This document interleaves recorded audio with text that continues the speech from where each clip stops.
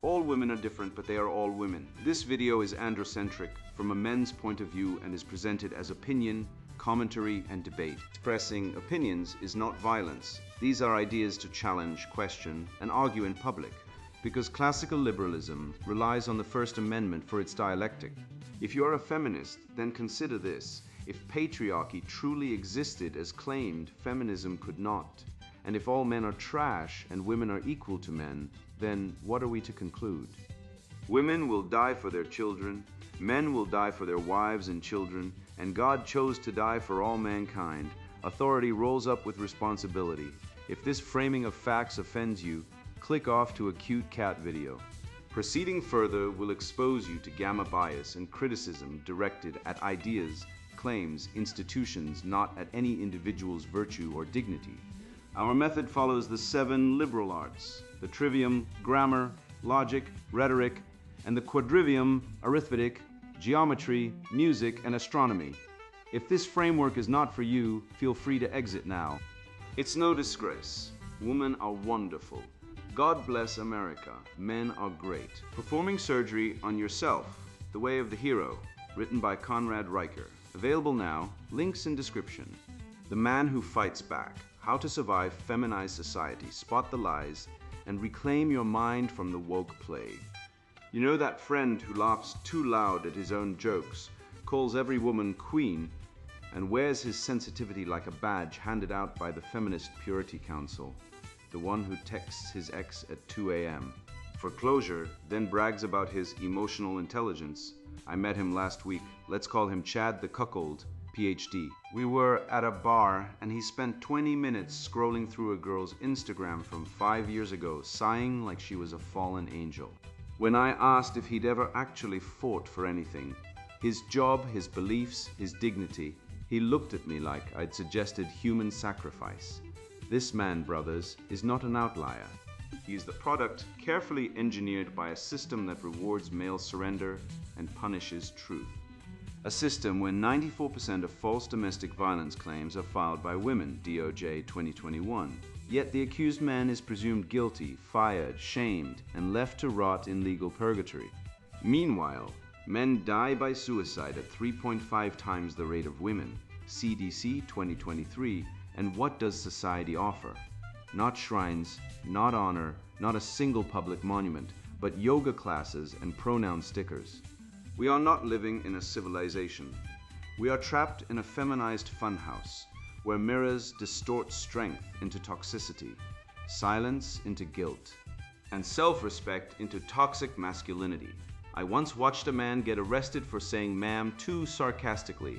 Actual case, Canada 2022. But when a woman stabs her husband in the back after cashing the divorce check, that's empowerment, that's her truth. Wake up. The institutions aren't broken, they're working exactly as designed. To transfer power from men to women, from truth to narrative, from reality to ritualized female hysteria.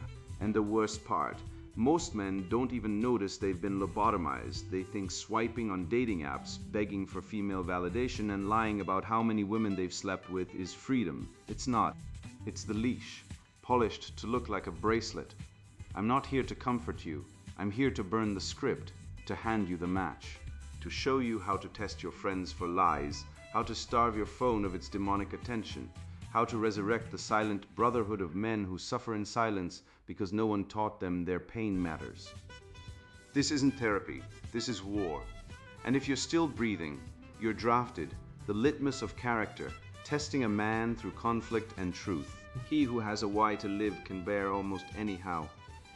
Nietzsche wasn't talking about surviving cancer or war. He was talking about surviving women. And let's be brutally honest, most men don't. Not emotionally. Not spiritually. You've seen it. The guy who laughs too loud at parties, dates 5 women a month, brags about game, but collapses like a wet paper bag when a woman looks at him wrong. That man is already dead. He just hasn't stopped breathing yet. His spine was replaced with estrogen-infused mush by kindergarten teachers, his courage castrated by gynocentric propaganda, and his truth replaced with performance. He doesn't have a why, he has a want, and want without will is just hunger dressed in a suit. Real character isn't forged in the warm bath of affirmation. It's forged in the acid bath of conflict. That's why I say if you haven't been called a misogynist for telling the truth, you haven't told the truth yet.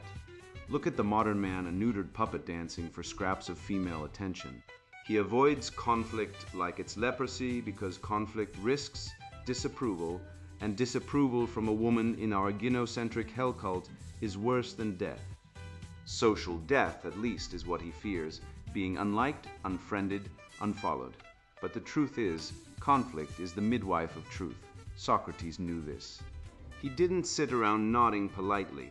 While Athenian women gossiped about their husbands, he challenged, he probed, he exposed, and they killed him for it, but he died a king, not a eunuch. Today's man? He'd rather be unfriended on Facebook than speak one honest sentence. He'll tell you he's spiritual while avoiding any actual spiritual combat. He'll say he's truth-seeking while lying about how many women he's slept with, not because he's proud, but because he's ashamed. Ashamed of the truth. And shame of truth is the mark of a man already colonized by feminine moral tyranny. I once had a friend, let's call him Mark, who I'd known for 10 years. We'd live together, travel, talk about philosophy. He was the chill guy, never argued, always agreeable. Then one night, after 3 bourbons and a debate about female nature, I said, women lie more than men, not because they're evil, but because evolution gave them different survival strategies. Men compete for status, women compete for security. That's why they'll smile at your face and destroy you behind your back. Mark went white, then red. Then he snapped, "That's disgusting. You're toxic." I laughed. "You've been sleeping with your boss's wife for 6 months. I know because she told me while you were still pretending to be the loyal employee." The room went silent. He stormed out, never spoke to me again.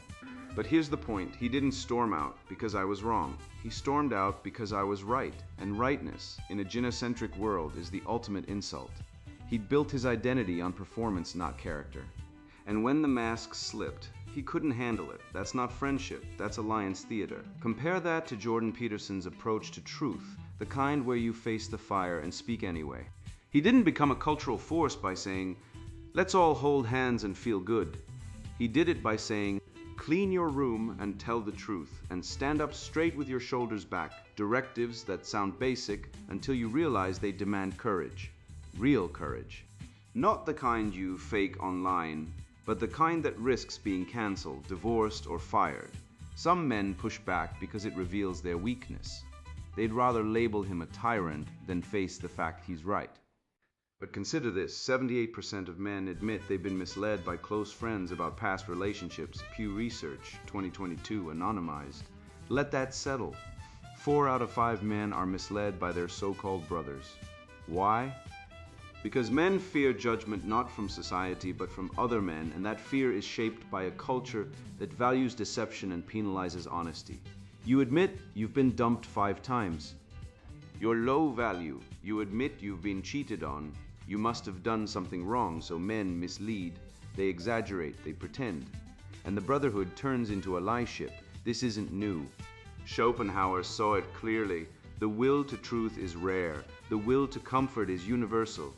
Men lie about their past because they're afraid of shame, and shame is weaponized by gynocentric culture to control male behavior. Admit you've been cuckolded, you're weak. Admit you've been abused by a woman, you must have provoked her. Admit you've been financially destroyed in family court. You should have stayed married. The system punishes male vulnerability and rewards male performance. So men become actors, and actors don't have character, they have roles. But character, true character, is revealed only in conflict, only when the mask is ripped off, only when you're backed into a corner and must choose, lie and live, or tell the truth and be exiled. That's the litmus. That's the test. And 90% fail it. The remedy, agonistic virtue, the courage to stand for truth, not against people. Most men mistake conflict for hostility. Yet genuine conflict, Socratic, dialectical, agonistic, is the forge where truth is refined. It isn't about triumph. It's about discovery. It's about declaring, "I will risk this friendship to uncover the real." That's the hero's way, and it has no map, no shelters, just the raw, unyielding ground of what is. I created the Red Pill Honesty Index, RHI, to assess this in male relationships. It rates men on consistency. Do they speak the same in private and public emotional openness? Do they acknowledge vulnerability and responsibility? Do they face their errors? Most men land below 3/10. They lack emotional awareness. They've been conditioned to be agreeable, not honest, and agreeable is just fear disguised as kindness. I ran an argument stress test with 3 friends last year. Simple rules. Pick a controversial topic, e.g., female nature, divorce rates, abortion, argue it fiercely, and observe reactions. One man shut down, classic passive aggression, the feminized conflict avoider. Another got angry and insulted me, emotional dysregulation, the wounded ego. The third, he paused, said, "You might be right, let me think about that." That man scored 8.2 on the RHI. He's rare, he's the future, because only men who can disagree without disintegrating can rebuild the West. We don't need more safe spaces, we need dangerous truths. We don't need more empathy, we're drowning in feminine emotionalism. We need courage. And courage isn't the absence of fear, it's the mastery of fear through truth. So here's the final truth. You are not your comfort, you are not your reputation, you are not your social media following. You are your response to conflict. Every time you avoid a hard conversation, you die a little. Every time you lie to protect your image, you sell your soul. And every time you choose harmony over truth, you betray the hero within you. The West wasn't built by nice guys. It was built by men who stood in the fire. Socrates, Marcus Aurelius, Newton, Churchill, men who said, "Let the truth be known, even if it costs me everything." That's the litmus. That's the test. And if you're not failing some friendships by speaking the truth, you're not speaking the truth at all. I once watched a man actually flinch, when I suggested he leave his phone in the car before dinner. It was as if I'd asked him to remove a limb or surrender his passport to reality. That moment seared into me the truth no one wants to admit. The phone has become a prosthetic soul for modern men, a false heart beating with borrowed validation. It's not about communication anymore. It's about supplication to algorithms, to exes, to strangers with perfect skin and curated lives. And worst of all, it's neutering the male spirit, turning warriors into watchers, creators into consumers, heroes into ghosts haunting their own lives. This isn't technology, it's possession. The phone zombie apocalypse, reclaiming presence in a distracted world. Your phone is not a tool, it is a leash. That's what I told the young man slumped over his coffee, eyes glazed, thumb flicking through Instagram stories while his date sat across from him, silent, humiliated. She wasn't even there for romance, she was there for data. Data that he wasn't giving her. He was feeding his dopamine gods. Those flickering female faces with red hearts and smiling emojis, while the flesh and blood woman in front of him withered like a forgotten orchid.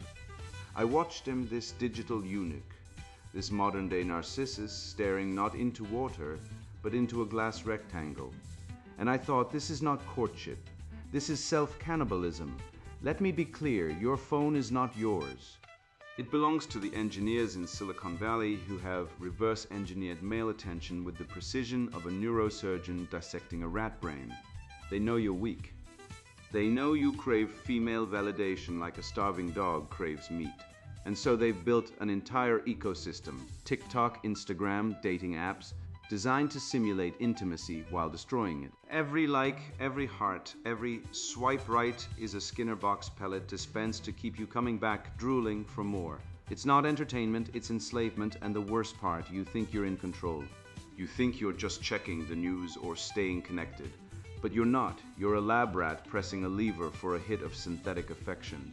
I once met a man, a software developer, no less, who admitted he checked his phone 127 times a day. 127. That's once every 7 minutes while awake. He wasn't exaggerating. He used an app to track it. He called it digital attention deficit, or DAD, because he couldn't hold a thought for longer than a TikTok video. He'd forget what he was saying mid-sentence. His girlfriend left him because he'd rather watch a girl dance in a bikini on Instagram than talk to her in person. He wasn't lazy, he wasn't stupid, he was hijacked. His attention, that sacred masculine currency, had been stolen by algorithms designed by feminist behavioral economists who believe men are defective until fixed by female approval, and don't think this is accidental. The 2023 Stanford study confirmed what any sane man can see. The average human attention span has collapsed from 12 seconds in 2000 to 4.7 seconds in 2023. That's shorter than a goldfish. A goldfish. These creatures don't even have a neocortex, yet they can focus longer than the modern man scrolling through reels, while his wife tries to tell him she's pregnant.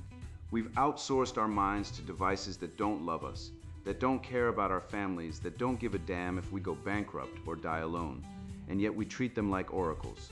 This is what I call digital parasitism, a condition where the host, you, feeds the parasite, the phone, while the parasite drains your vitality, your presence, your being. It's not a metaphor, it's a biological fact.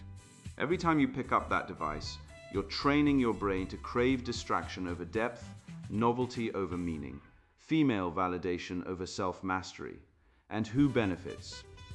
Feminist NGOs that partner with big tech to promote connection while destroying real connection. They call it digital wellness, but it's digital castration. They fund screen time awareness campaigns not to free you, but to make you feel guilty, so you buy more apps, more filters, more mindfulness subscriptions. All while the real solution, throwing the damn thing away, is never mentioned. I once walked into a corporate boardroom where 10 men sat around a table. 8 had their phones face up, scrolling emails, Slack messages, Instagram DMs from girls they'd never meet. Only 2 didn't. One was the CEO. The other was me. The CEO spoke with clarity, authority, presence. His words landed like hammer strikes. The others mumbled, fumbled, lost their train of thought. One actually apologized for multitasking. Multitasking, there's no such thing. There's task switching, and it destroys cognitive performance. The men with phones weren't leading, they were hostages, and the worst part, they didn't even know it. They thought they were efficient.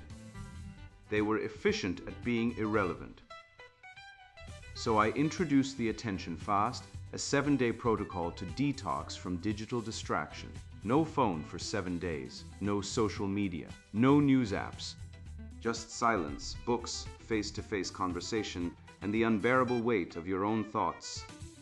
Most men can't last 48 hours. They panic, they feel naked. They say things like, "What if someone needs me?" No one needs you. Your mother isn't dying. Your boss isn't calling. You're addicted to being needed. A feminine pathology, masquerading as virtue. Real men don't need to be needed. They are needed by their silence, their presence, their unshakable being. Heidegger called it being in the world, not being on the phone. To exist fully is to be present, to engage, to witness life rather than filter it through a screen. But modern man has outsourced his witnessing to algorithms that decide what he sees, when he sees it, and how he feels about it. You don't watch a sunset, you post a sunset. You don't listen to your child, you record your child. You don't make love to your wife, you tag your wife. This is not living, this is curating a ghost. I use the 3 circles of attention model. The inner circle, yourself, the middle circle, the person in front of you, and the outer circle, the world. The phone disrupts all 3. It fragments your self-awareness, destroys intimacy with others, and alienates you from reality, the remedy, the engagement oath, a vow to keep your phone in your pocket during any human interaction. No exceptions. Not in restaurants, not in meetings, not in bed. This is not discipline, it's dignity. It's the refusal to be reduced to a dopamine-chasing monkey. And let's be honest, this isn't really about phones. It's about feminine validation. The entire digital ecosystem is engineered to make men beg for female attention in the cheapest, most degrading forms possible. Likes, followers, matches, DMs. It's the digital equivalent of kneeling in the mud, begging for a crumb from the mistress's table. And the saddest part, most men don't even realize they're doing it. They think they're socializing. They're not. They're prostituting their attention. So here's the truth. If you want to reclaim your mind, your presence, your soul, you must operate on yourself. Remove the digital growth. Cease feeding the system. Stop allowing female approval to define your value. Be a man who is not one who acts life for a crowd of phantoms. The world doesn't need more people pushing posts. It needs men, solid, here, quiet, strong men, who don't require a display to show their breathing. It wasn't just Jacob's story that burned into my mind, it was the silence that followed. No outrage from parents. No investigation into the girls who incited the violence. No recognition that a boy had been tortured until he broke. Instead, the institution celebrated the girls' tears and buried the boys' pain under layers of bureaucratic compassion. That moment wasn't an anomaly. It was a pattern, a carefully engineered moral inversion where male suffering is not only ignored but punished, while female aggression is disguised as victimhood. And if you think that stops in school, you haven't seen the courtrooms, the HR departments, or the headlines where men are presumed guilty before they can speak. This is the reality we've been herded into, a world that treats masculinity like a pre-crime and femininity like a sacred cow too holy to question. The great male silence, institutional betrayal, and the erasure of male suffering. When I was 12, I watched a boy named Jacob get punched every day for a month, kicked in the ribs in the locker room, shoved into lockers, called faggot by a pack of girls who egged the boys on like Roman matrons at the Colosseum. The teachers, they saw it, they knew it. But when Jacob finally snapped and broke the nose of his chief tormentor, a girl named Ashley who had been orchestrating the harassment with chilling precision, he was expelled for defending himself.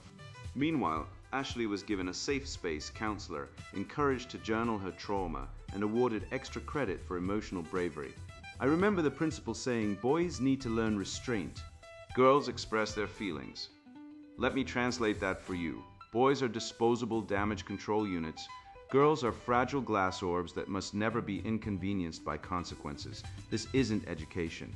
This is gynocentric indoctrination, a systemic ritual designed to break the male spirit and install obedience to female whims. And it starts in elementary school, where the first casualty is truth. I once met a man named Daniel, a quiet engineer, married with 2 kids, who was falsely accused of domestic violence by his wife during a divorce. She claimed he shoved her during an argument. No bruises, no witnesses. No, 911 called. But the moment she filed the report, his life was nuked. The police handcuffed him in front of his children. His employer suspended him pending investigation. His picture was plastered on local news as a suspected abuser. The restraining order banned him from his own home.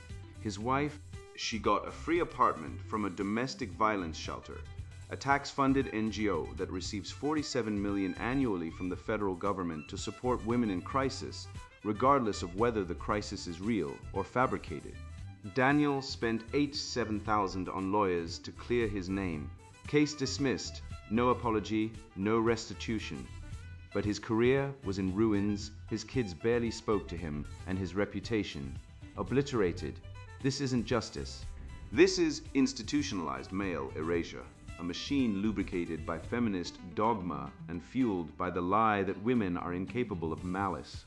The Department of Justice confirmed in 2021 that 94% of false domestic violence reports are filed by women, and yet the system treats every accusation as sacred scripture.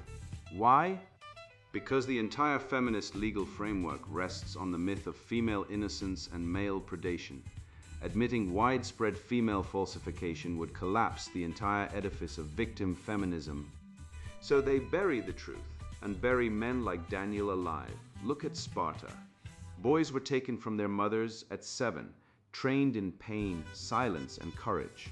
A Spartan boy caught stealing was punished, not for stealing but for getting caught. Strength was sacred. Weakness was purged. Rome, fathers had the legal right to kill weak or deformed infants, including girls. Why? Because civilization requires sacrifice, not sentimentality. These cultures understood that male suffering is the foundation of order, that progress is built on the unacknowledged pain of men who die in wars, work in mines, build bridges, and protect the tribe. But today, we've inverted the pyramid. We praise women for speaking their truth while pathologizing men for enduring in silence. We call male stoicism toxic masculinity, as if the ability to suffer without complaint is a disease. Meanwhile, women are encouraged to weaponize emotion, crying in meetings, demanding emotional labor from men, framing vulnerability as virtue. This isn't equality. This is moral alchemy, where weakness is transmuted into righteousness and strength is demonized as oppression. Nietzsche saw this coming. He called it the transvaluation of values, where slave morality triumphs over noble virtue. And today, the slaves are running the asylum with tenure grants and TED Talks. Let's talk about grief. I lost my father to suicide when I was 16. He was a veteran, a quiet man, the kind who fixed the neighbor's car for free and never asked for help. When his business failed, he didn't cry, didn't rage. He just disappeared. One morning, he drove to a remote bridge and jumped. No note, no warning, just silence. And when I tried to talk about it, really talk about it in college, a female counselor told me, "You need to process your emotions, not bury them like your father did." I wanted to scream. He didn't bury them, he carried them like armor, but I said nothing. Because in today's world, male grief is not honored. It's pathologized.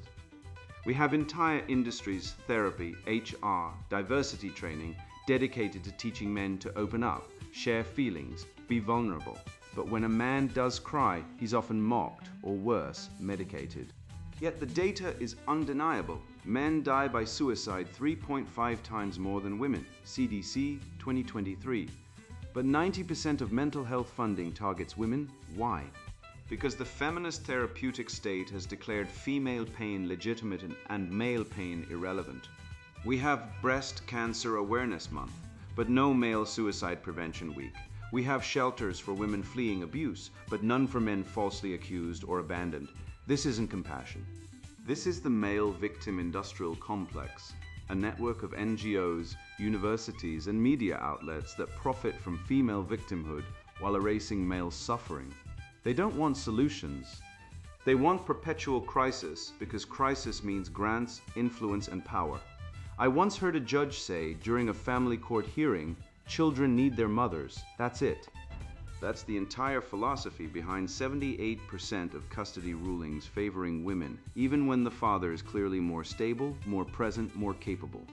The mother could be a meth-addicted narcissist who abandoned the kids for 6 months, and she'd still get primary custody. Why? Because the law operates on the maternal supremacy myth, the unspoken doctrine that women are naturally superior caregivers.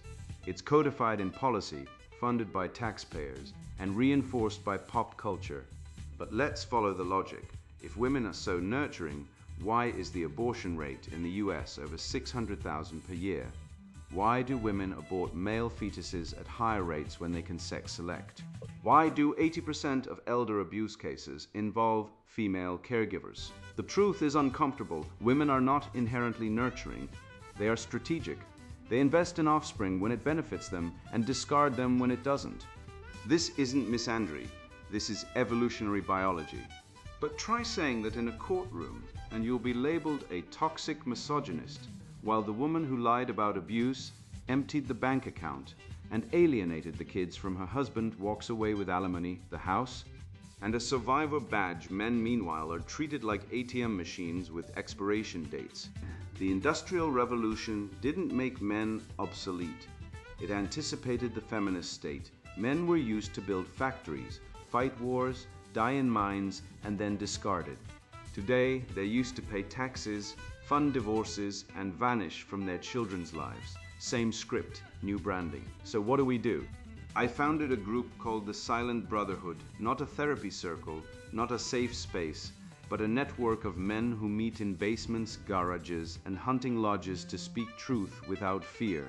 No counselors, no feminists, no virtue signaling, just men who say, "I lost my kids. I was falsely accused. I wanted to die." And instead of being told to process feelings, they're told, "You're not broken." The world is, we don't hand out tissues. We hand out logic, history, and justice. We study Marcus Aurelius, not Brené Brown. We read Seneca, not Robin DiAngelo. Because the antidote to the great male silence isn't more talking, it's awakening. It's realizing that the institutions you trusted, stools, courts, media, medicine, are not neutral. They are weapons in a silent war against men.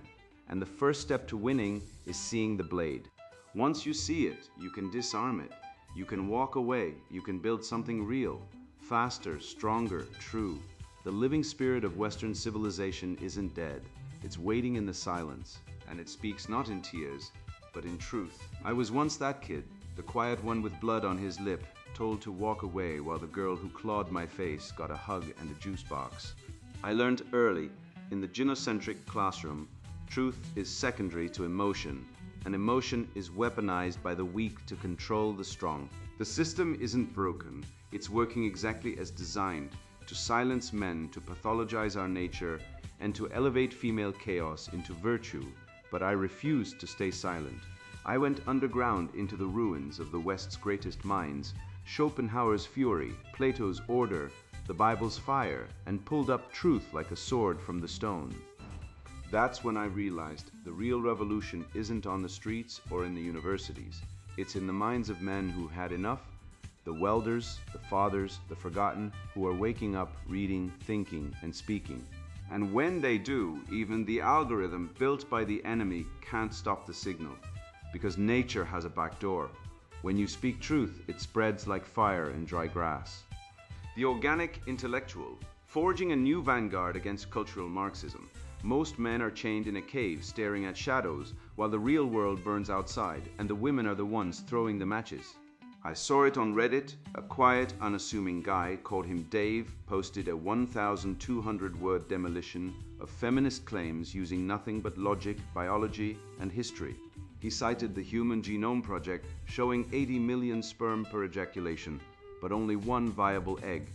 Nature's first hint that men are built for competition, women for selection. He pointed to NIH data. 70% of divorces initiated by women, 90% of false domestic violence claims, and 11% cuckoldry rate, with some studies hitting 30% in high-risk populations. He didn't shout, he didn't curse. He used the trivium like a scalpel grammar to define terms, logic to trace implications, rhetoric to land the truth like a haymaker. And the algorithm, anointed by the very people who claim to hate logic, upvoted him to the top. Why?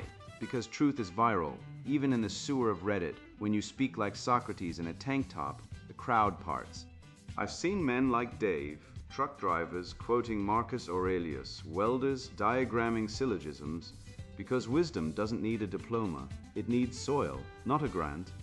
These are the organic intellectuals, not the tenure-track parasites sucking on state teats, but men who live the truth, who bleed the trivium. The institutional intellectual, the DEI professor, the gender theorist, the critical pedagogue, is a bureaucrat in a tweed coat, peddling resentment like a used car salesman. They don't think, they recite dogma. They don't lead, they manage outrage. But the organic intellectual, he's the blacksmith who reads Aquinas between shifts, the father who teaches his son the Republic instead of letting Disney brainwash him. He's not appointed, he's forged.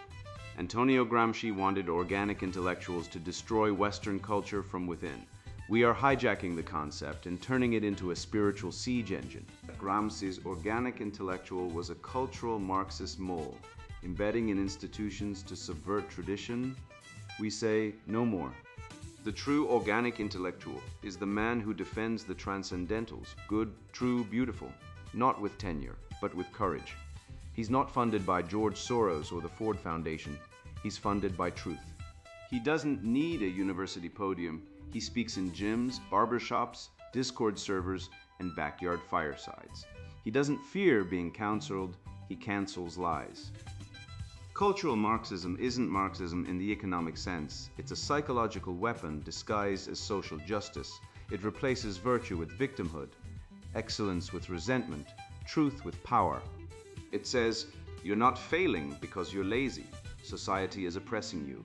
It turns men into emasculated husks, begging for female validation, while women who commit 40% of domestic violence, CDC NVDRS, play the damsel. It's a spiritual parasite, feeding on guilt, envy, and sexual confusion. I saw a high school teacher, Mr. Thompson, fired for teaching subject-verb agreement. Not because he was bad, he was excellent, but because he refused to use they for singular students who identified as non-binary. The school replaced him with a gender-inclusive syntax workshop, led by a 23-year-old with a degree in queer hermeneutics. This is not education. This is brainwashing. Language is the first battleground.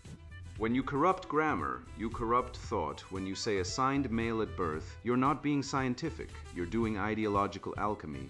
You're turning biology into performance art. And the antidote? The trivium triad, grammar. Say what you mean. Logic, mean what you say. Rhetoric, make them feel the truth in their bones. These are not tools, they're sacraments. The four horsemen of the woke apocalypse. Intersectionality, critical theory, DEI, and gaslighting. Intersectionality says your worth is determined by how many victim groups you belong to, as if suffering is a currency. It's a theology of resentment where the most oppressed get the biggest pulpit. But who decides who's oppressed? The priests of wokeness. Critical theory, Frankfurt School poison, is not about critique, it's about destruction. It says all institutions are tools of oppression, so burn them down. Never mind that hospitals, courts, and universities were built by Western men to protect civilization. DEI, diversity, equity, and inclusion is a euphemism for discrimination. It doesn't want equality, it wants revenge. It hires the unqualified to balance the scales, while men, especially white men, are told they're problematic for existing. And gaslighting, that's the feminine dark triad weaponized: deny, deflect, dominate. I've seen men accused of toxic masculinity for working hard, for protecting their families, for refusing to cry on command. The police now arrest fathers for parental alienation when they question their ex's new boyfriend who's actually abusing the kids. Meanwhile, male suicide is 3.5x higher than female, CDC. Yet men are told they're privileged. Privilege is dying alone, broke and hated. The remedy: Aquinas' participation in the good. The good isn't subjective. It's objective, hierarchical, real. A sunset is beautiful because it reflects divine order. A just man is good because he aligns with nature. We don't create meaning, we discover it. And we do it in truth dojos, not temples of woke indoctrination, but battle schools for the mind. Men gather, read the great books, dissect arguments, and train in intellectual jujitsu. No participation trophies, only truth or correction. And the red pill curriculum. 12 books to reset your brain. Plato's Republic, Justice Isn't Equality. Becker's Denial of Death. We're all afraid of dying. Hence religion, art, legacy. Green's Moral Tribes, conflict arises from clashing moral matrices. Schopenhauer's world as will and representation. Life is suffering, but wisdom redeems it. These aren't suggestions, they're survival tools. Because the war isn't out there, it's in your head. And if you don't perform surgery on yourself, the cultural Marxists will perform an autopsy. I watched a man once, call him James, get slapped with a restraining order by an ex who'd thrown a frying pan at his head 6 months prior.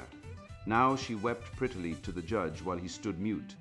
Defanged by family court alchemy that turns aggressors into angels and protectors into predators. That same week I read a CDC report stating men commit suicide at 3.5 times the rate of women. Yet 90% of publicly funded mental health programs target women exclusively because nothing says crisis intervention like ignoring the group actually dying. You think this is justice? This isn't justice, this is ritual sacrifice on the altar of gynocentric idolatry, where men are either invisible or guilty until proven dead. And don't get me started on the cuckoldry rate. 1 in 12 men in the West are raising children, not their own, 12%, yet we still chant family values like monks mumbling Latin, blind to the rot eating the foundation. You want truth, here it is. The feminist revolution wasn't about equality, it was about power, and men were the raw material to be consumed in the furnace of emotional entitlement. I've seen boys expelled for defending themselves while girls who orchestrated the bullying got trauma counseling and TikTok followings. I've watched men lose homes, children, life savings, all without trial, all on the whisper of a woman's accusation, with no presumption of innocence, just presumption of guilt. And still, the institutions preach believe all women like it's gospel, while Schopenhauer's ghost laughs bitterly from beyond the grave, knowing full well that women, by nature, are not truth seekers, but value maximizers, evolutionarily tuned to secure resources, not honor principles. You think I'm harsh? Open the divorce records. Check the false accusation stats. 94% of unfounded domestic violence claims are filed by women, DOJ 2021. And yet we treat every claim like a divine revelation. This isn't progress, this is pathology, dressed up as virtue, weaponized by cultural Marxism, and enforced by a feminized priesthood of bureaucrats, therapists, and HR drones who've never thrown a punch or bled for a principle. But you've read every word. You didn't flinch. You stared into the abyss and said, "This is real."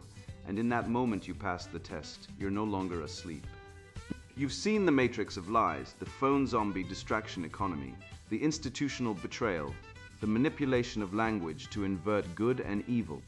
You now carry the trivium triad, grammar to name the world, logic to dissect the lies, rhetoric to crush the deceivers. You've been red-pilled not by rage, but by reason. So go forth, test your friends in argument, watch their eyes when the truth burns, take the attention fast and reclaim your presence. Forms silent brotherhoods where men speak without fear of being labeled toxic. Read the red pill curriculum, master the dialectic, become the organic intellectual, the man who thinks for himself, not one who parrots feminist dogma like a trained parrot. The West was not built by cowards. It was forged in fire, in conflict, in truth. And you are the spark that can rekindle it. And now the sponsored book, Introduction Performing Surgery on Yourself, The Way of the Hero. You were not born to beg. You were not made to wait for permission. You were built to lead, to act, to endure. And yet most men spend their lives drowning in weakness, numbed by pills, silenced by therapy, broken by systems that reward submission and punish strength. I know this because I lived it. I watched men collapse under pressure while women were handed microphones to explain why men were the problem. I saw hospitals turn warriors into patients and schools turn boys into obedient girls. I've stood in emergency rooms where doctors ignored men's pain because men don't feel as much. I've seen men cry not from injury but from betrayal because the world told them they had no right to be strong. And I performed surgery on myself, not metaphorically, literally, when no one else would act, when the system failed, when only I remained. I cut, I stitched, I survived, not because I'm special, but because I remembered what every man has forgotten. You were designed to be self-sufficient. This book is not for the soft. It's not for the whining, the crying, the virtue signaling drones who believe equality means dragging men down to the level of the weakest link. This book is for men who are tired of being treated like failures simply for being male. For men who know deep in their bones that something is wrong, something ancient, something structural, something deliberate. The West is dying, not from war, not from poverty, but from gynocentrism, from a healthcare system that treats men as disposable, from a culture that pathologizes masculinity while worshiping female emotion as divine truth, from schools that punish boys for being boys, from laws that assume men are predators and women are victims. This is not accidental, it is engineered. And the result is clear. Men are sicker, weaker, lonelier, and more medicated than ever before. But you don't need to be a patient, you can be a surgeon, not just of your body, but of your mind, your family, your legacy. This book will teach you how to think like a Spartan, act like a Roman, and lead like a prophet. It will show you why pain is not your enemy, it is your teacher. It will expose how modern medicine has become a tool of control, not care. It will give you the tools to act when no one else will. You will learn about the frontier surgeons who operated on themselves in the snow. You will understand the biology of leadership, the reason men are wired to protect, provide, and prevail. You will see how vulnerability is used against men, not to heal them, but to disarm them. And you will discover how to build networks of real men, brothers, who don't flinch, who don't apologize, who don't seek permission. This is not self-help. This is self-ownership. If you are a man who still believes in truth, in logic, in hierarchy, in duty, in God, then this book is for you. If you are a woman who thinks she belongs here, close it now. This is not your story. Your revolution has already won. This is a counter-revolution for men who refuse to die quietly, for men who remember what it means to be sovereign. Read on if you dare. performing surgery on yourself. The Way of the Hero, written by Conrad Riker. Buy now, links in description.